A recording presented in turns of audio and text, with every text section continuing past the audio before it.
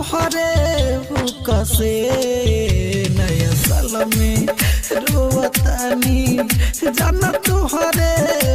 कसे लोरा अखिया से सुखत नइखे लोरा अखिया से सुखत नइखे दिहल तुहरे दुख से नया साल में रोवतानी जाना तुहरे कसे नया साल में रोवतानी जाना तुहरे कसे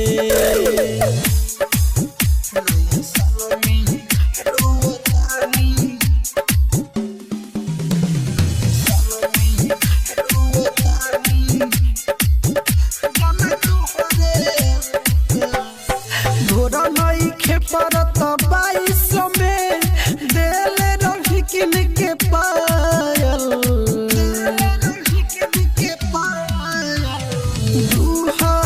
2023 में कदी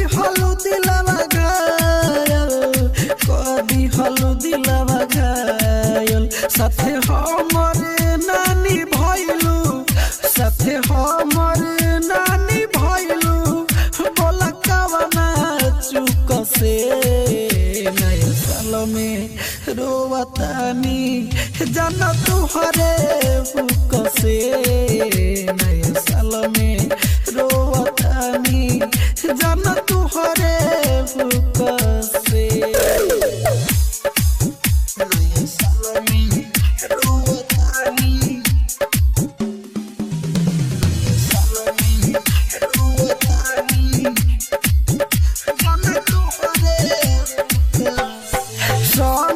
प्रेमी के प्यार के जाल में फंसा के खुशबारू राइटर उजन के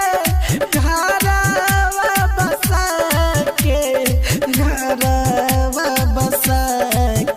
हैया सोकिया मनोजवा है मनोजिया सुकवा रही ना चुप से नया साल में रोवतानी जाना तुहरे कसे नया साल में रोवतानी जाना तुहरे